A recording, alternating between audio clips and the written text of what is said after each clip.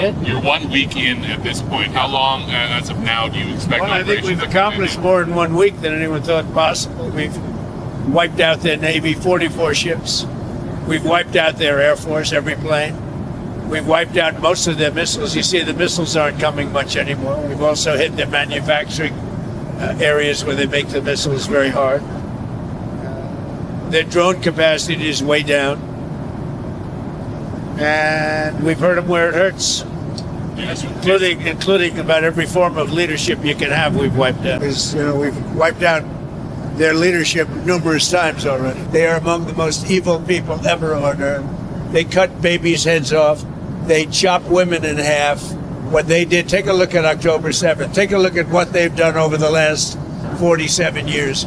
So I know nothing about a desalinization plant other than to say, if they're complaining about a desalinization plant, we complain about the fact that they shouldn't be chopping babies' heads off, okay?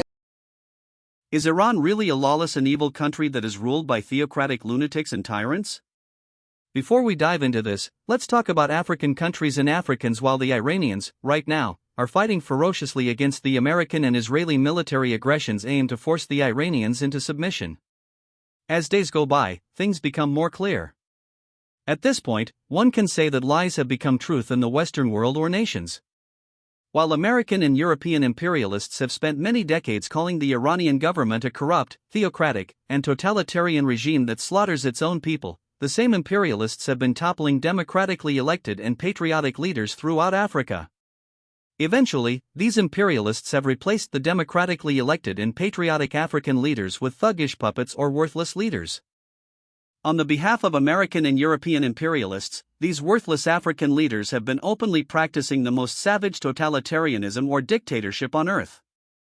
I'm not clueless or confused about this sad reality on the African continent. With the ongoing war in the Middle East between the United States, Israel, and Iran, one might think that black Africans will finally learn something important out of it, but it is unlikely they will do so. Black Africans have chosen to be subservient and cannot even take advantage of the immense natural resources God blessed them with to better their living conditions. The worthless African so-called leaders have been letting foreigners come into their countries to loot or appropriate Africa's natural resources, to abuse Africans, and to violate African women and children. Instead of driving out invaders who seek to seize their assets and possessions, many black Africans prefer to surrender or submit.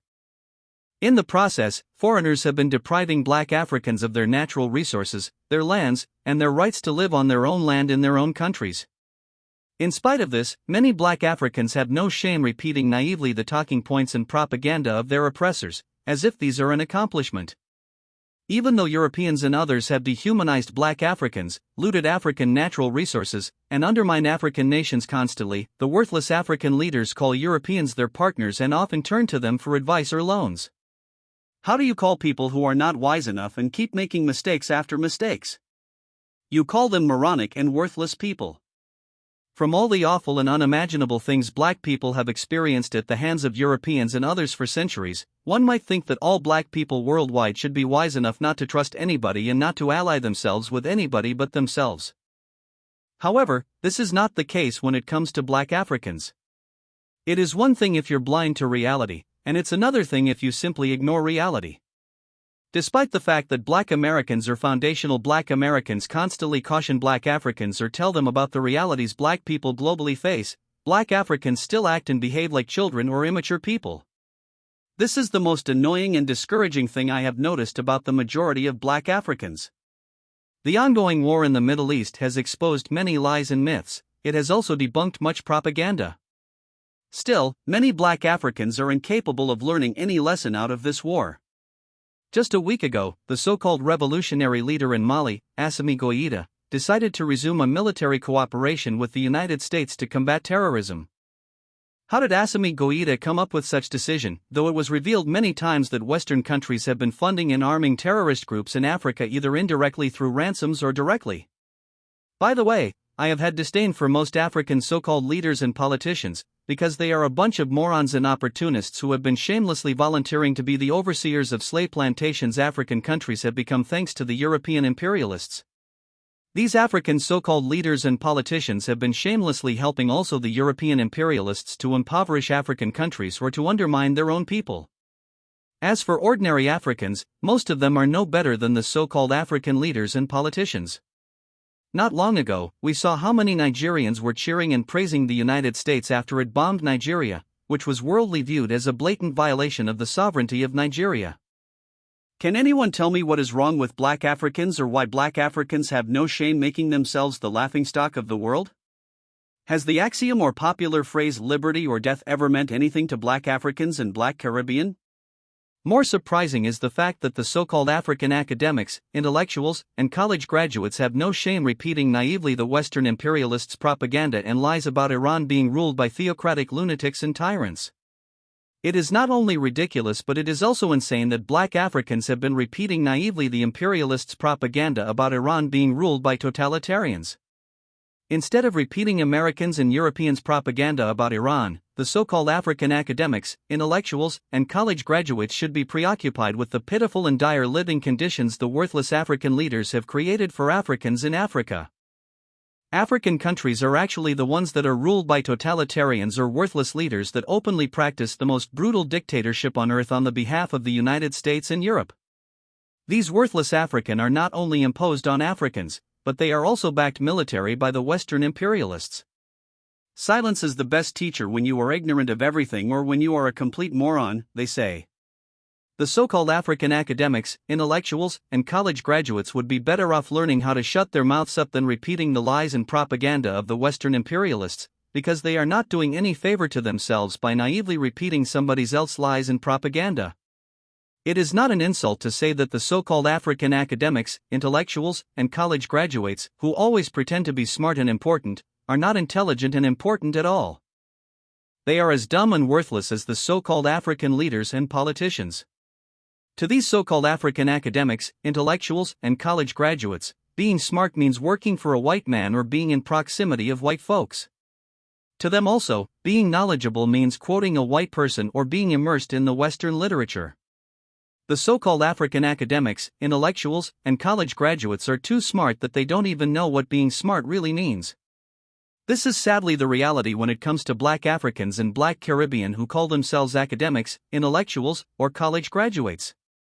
It is high time black Africans acknowledged their ignorance and mistakes and started reaching out to black people in the diaspora, particularly black Americans or foundational black Americans who not only have all expertise Africa needs to take off and assert itself on the international stage, but they also have a long experience of dealing with the European imperialists.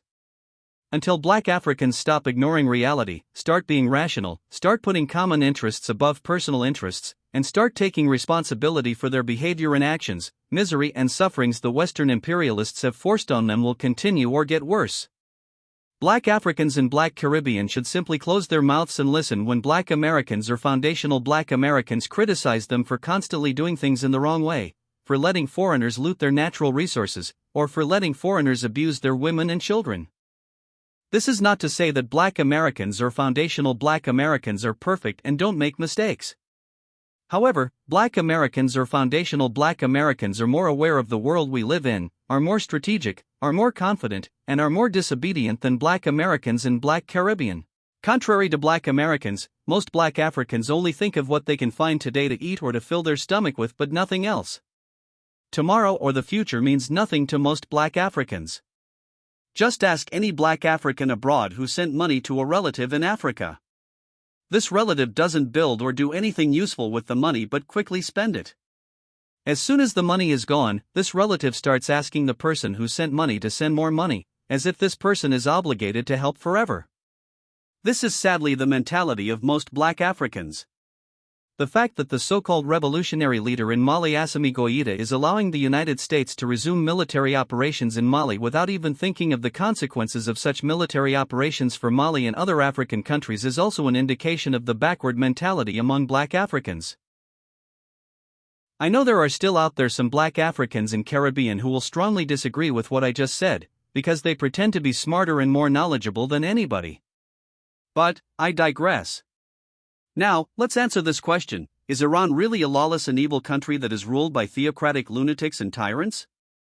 With the ongoing war between the United States, Israel, and Iran, one can assume that the media campaigns or propaganda the Western imperialists have launched against Iran for decades is a veil for military strikes against Iran. While all Western countries or governments label Iran as undemocratic country ruled by theocratic lunatics and tyrants, many Westerners, civilians as well as military persons, consider Iran as a very democratic country. Here is what an American, who happens to be a former military officer, said about Iran. We are no longer a force for good. We're not even neutral. We're a force for evil. We are going to be driven out of the Middle East by those people whom we said couldn't touch us with a farthing. Essentially, the Iranians. We're going to be driven out. But it's going to be a combination of everyone there determining that we're not dependable, we're deceitful, we're more harm than we are help, and going elsewhere. Now, I wish in that process, I dearly wish in that process that the people of Saudi Arabia, Bahrain, and elsewhere would overthrow their rulers and establish some sort of democracy. I don't care what it looks like even. I don't care if it looks like Iranian democracy, because Iranian democracy is more democracy than exists in Jerusalem or Tel Aviv. Frankly, it is. We won't admit that, but I will. So if they had some sort of government like that, that would be fine with me. I don't care if there are religious aspects to it. So what's wrong with theocracy? I can't disagree with this American. The fact that the majority of Iranians has been rallying behind their government since the war started on February 28, 2026 shows that the Iranians approve their leaders, and therefore, the Iranian leaders are far from being lunatics and tyrants as the Western imperialists declared it. In addition, the leadership in Iran has not collapsed after the American and Israeli launched decapitating military strikes against Iran that decimated many Iranian top leaders. This alone shows that Iran is very organized and very democratic nation. Here is a result of an extensive and objective research about Iran. This research not only presents you facts about the Islamic Republic of Iran, but it also helps you understand the modern Iran, which Americans and Europeans have painted for decades as a corrupt and undemocratic country ruled by theocratic lunatics and tyrants. You have been fed lies about Iran, so I am going to take out this time to chef up some food for thought on the Islamic Republic of Iran. I've taken great efforts to research and provide you with the facts. We want to understand the modern Iran, which the West speaks so ill of.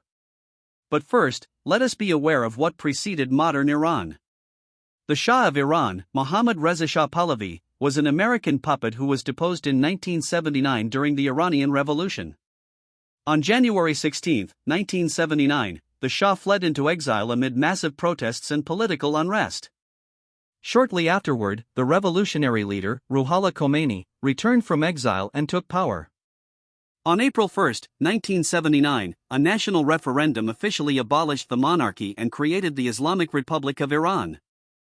The fundamental transformation of the Iranian state in 1979 heralded a paradigm shift in developmental philosophy, moving from a model of peripheral dependency to one of radical self-reliance and indigenous technological sovereignty.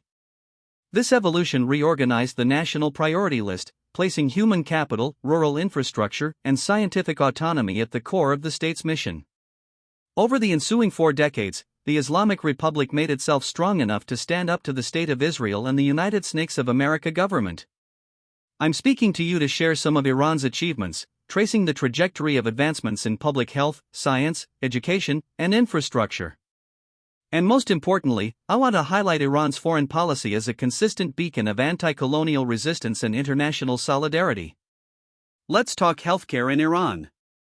One of the most definitive successes of the post-revolutionary era is the comprehensive overhaul of the national healthcare architecture.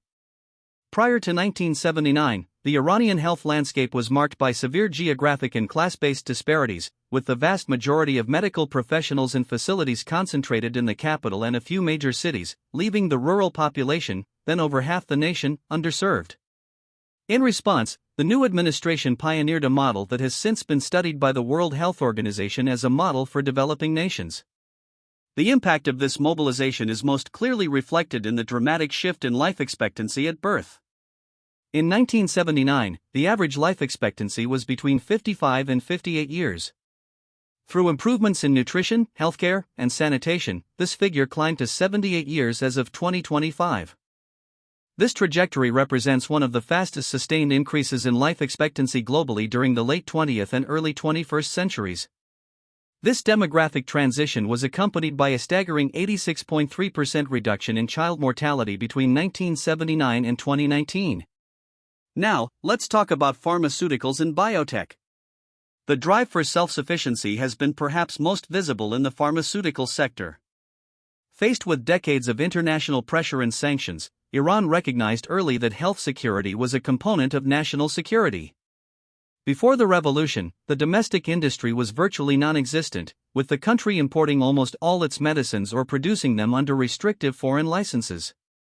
Today, Iran has achieved 97% self-sufficiency in the production of required medicines. This domestic production capacity saves the national economy an estimated $13 billion in foreign currency annually. The sophistication of this industry is particularly notable in the field of biotechnology. Iran now produces 40 out of the 150 key pharmaceutical biotechnology products manufactured globally. Let's talk vaccine and biotech innovation. Iran is in the top 10 vaccine producers in the world. Beyond basic vaccines, the Royan Institute has placed Iran at the cutting edge of regenerative medicine and stem cell research. Iran currently ranks 8th globally in stem cell research and treatment, a field that holds the key to treating previously incurable degenerative diseases. Much knowledge is lost to mankind, with the American government taking so many lives in Iran. After the Shah was deposed, a scientific revolution flowered. Before the revolution, Iran was ranked 39th worldwide in scientific publications. By 2023, it had ascended to 15th place. This growth rate has, at various points, been the fastest in the world, exceeding even that of major emerging economies like China. In the field of nanotechnology, Iran has achieved extraordinary success, ranking between 5th globally. The Iran Nanotechnology Innovation Council, INIC, has moved beyond theory, facilitating the export of nanotechnology products to 49 countries across 5 continents. This achievement reflects a broader commitment to technological self-sufficiency that extends to aerospace engineering. Iran is now one of the few nations in the world with indigenous satellite launch capabilities, successfully placing multiple satellites into orbit using domestically developed rockets, a milestone that underscores the nation's advanced skills in propulsion, materials science, and orbital mechanics. The nuclear science program has focused on civilian applications within Iran. The country has developed a fully indigenous nuclear fuel cycle, which is utilized to produce radiopharmaceuticals for medical imaging and cancer treatment, serving over 1 million patients annually. This commitment to dual-use scientific progress, or advanced research directly serves public health, is a cornerstone of the post-revolutionary developmental ethos. Those with common sense can see that Iran could have developed nuclear weapons and has chosen not to. It is only the propaganda of the white ruling class that forwards this lie to fool the colored peoples of the earth into doing nothing as one of their greatest champions is abused. Let's talk female education. The Literacy Movement Organization, founded in 1979, launched a nationwide campaign to eradicate the illiteracy that had plagued the rural and urban poor under the previous regime. A gender gap in literacy was one of the starkest social divides in pre-revolutionary Iran. In 1976, the literacy rate among women aged 10 to 49 was a mere 35.5%. By 2023, this figure had surged to 96.1%. The liberal feminist West claims Iran oppresses women, but the data says otherwise. The presence of women in higher education has reached historic levels. Women now represent the majority of applicants for national university entrance exams and constitute more than half of all university students in the country. Getting back to Iran, 70% of Iran's university graduates in science, technology, engineering, and mathematics (STEM) are women, a statistic that places Iran at the forefront of global gender parity in technical education. I often hear Sunnis say that Shia Islam is not Islam. However, when I look at the fact that the Arab states are mere puppets of the little Satan and the great Satan, I cannot believe that Saudi, UAE, and Qatar are of God and goodness. Where is the evidence? They are decadent and have no unity even among themselves, only to their Kafir masters. Iran's post-revolutionary foreign policy has been defined by an unyielding commitment to anti-colonialism. One of the first acts of the new revolutionary government in 1979 was the immediate severance of all ties with the apartheid regime in South Africa. Under the Shah, Iran had been a major supporter and the primary oil supplier to the racist Pretoria government, providing nearly 90% of its oil needs. By cutting this lifeline, the Islamic Republic dealt a significant blow to the apartheid state and positioned itself as a fraternal ally of the African National Congress, ANC, and its leader, Nelson Mandela. This is not the only time Iran championed the black people. On November 17, 1979, Ayatollah Khomeini ordered the release of 13 hostages, all women and foundational black Americans, from the occupied U.S. Embassy. He characterized this as a gesture of Islamic respect for women and solidarity with oppressed minorities who were themselves victims of systematic racism within the United States. Following the revolution, Iran's embassies in sub-Saharan Africa doubled in number between 1982 and 1984 as the nation sought to build bridges with newly independent African states. Iran consistently supported movements for self-determination in Zimbabwe, Namibia, and throughout West Asia. The devils of Europe complain about refugees that they create, but the Islamic Republic of Iran is currently the largest refugee-hosting country in the world. For over 4 decades, Iran has hosted approximately 3.8 million refugees, primarily from Afghanistan and Iraq. Unlike many other nations that house refugees in camps, 99% of refugees in Iran, alongside the Iranian population, enjoying access to public services that mirror those available to citizens. Iran's commitment to these displaced populations is exemplary. Since a 2015 decree by the Supreme Leader, all foreign children, including those who are undocumented, have had the right to enroll in Iranian public schools. Furthermore, the government provides free primary healthcare services to all refugees, regardless of their documentation status. This includes vaccinations, maternal and child healthcare, and treatment for both communicable and non-communicable diseases. This humanitarian stewardship, maintained even under the weight of crushing international sanctions, reflects a deeply rooted cultural and religious commitment to the dignity of the displaced. If you've lasted that long, please hit the like button. The trajectory of the Islamic Republic of Iran since 1979 represents a multifaceted triumph of scientific ambition and ideological consistency. By prioritizing the health and education of its most remote citizens, Iran has built a foundation of human capital that has propelled it into the global elite of biotechnology, nanotechnology, and aerospace engineering. The dramatic rise in life expectancy, the near eradication of illiteracy, and the empowerment of women in STEM fields are the evidence that a moral and determined people can thrive. On the international stage, Iran has consistently acted as a standard-bearer for the global South, from the early days of the anti-apartheid struggle to its ongoing role as the world's leading host of refugees. The Iranian model suggests that rapid modernization is possible without a surrender to external political or cultural dictates. The state's achievements in infrastructure, bringing modern energy and connectivity to 99% of its territory, shows what happens when the government cares about its people. Iran will no doubt live in history as the true champion for the Palestinian people, the only real Muslim country on earth.